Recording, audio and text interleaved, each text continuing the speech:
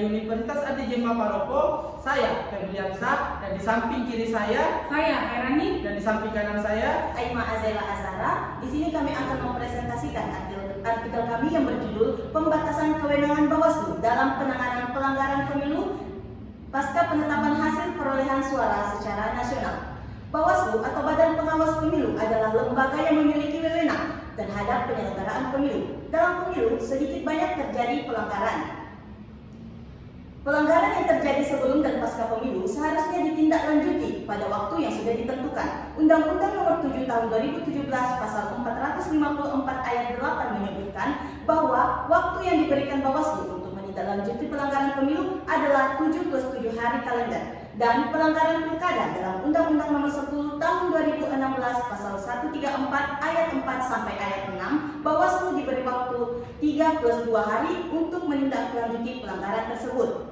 Dalam Undang-Undang Nomor 7 Tahun 2017 Pasal 95 huruf A, Bawaslu berwenang menindaklanjuti setiap laporan dugaan pelanggaran terhadap pelaksanaan peraturan perundang-undangan yang mengatur mengenai pemilu. Hal itu berlaku sebelum adanya penetapan hasil secara nasional. Nah, yang menjadi perdebatan di sini adalah bagaimana dengan temuan pelanggaran setelah penetapan hasil perolehan suara.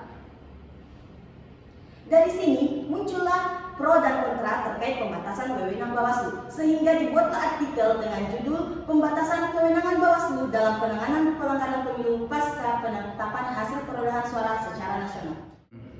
hal ini kemudian selaras dengan asas kepastian hukum bahwa penyelenggara negara adalah pejabat yang menjalankan fungsi pelayanan publik yang tugas pokoknya berkaitan dengan penyelenggaraan negara. Sesuai dengan ketentuan peraturan perundang-undang pada Undang-Undang Nomor 37 Tahun 2008, setiap tindakan dan kebijakan Bawaslu harus sesuai dengan aturan yang ada.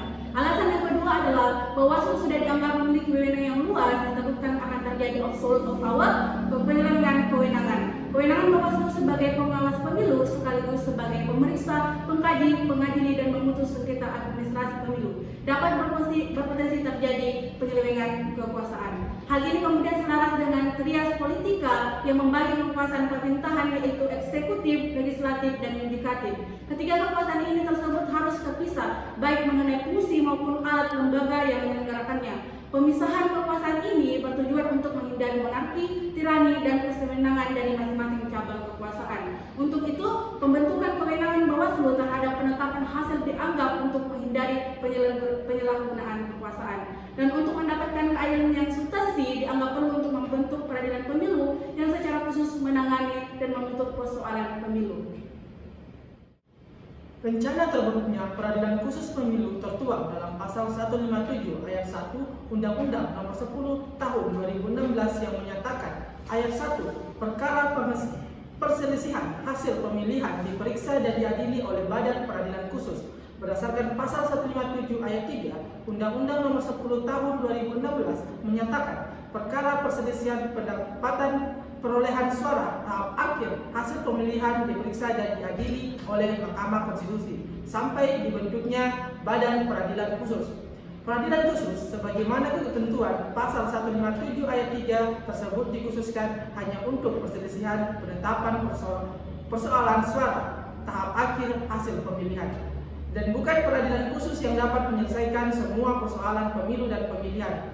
Wacana pembentukan peradilan khusus saat ini diharapkan adalah Pengadilan Khusus Pemilu dan Pemilihan yang memeriksa, mengadili, dan memutus semua persoalan yang berkaitan dengan seluruh tahapan penyelenggaraan pemilu dan pemilihan, baik pelanggaran administrasi, tindak pidana, pemilu, dan pemilihan serta sengketa proses dan sengketa hasil.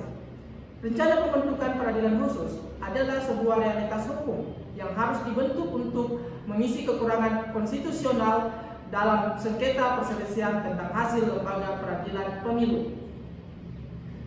Yang dalam hasil peradilan pemilu yang terpadu akan sangat diharapkan untuk memeriksa dan memutus seluruh peradilan pemilu dan pemilihan. Sekian dari kami, salam jadi salam keadilan. Assalamualaikum warahmatullahi wabarakatuh.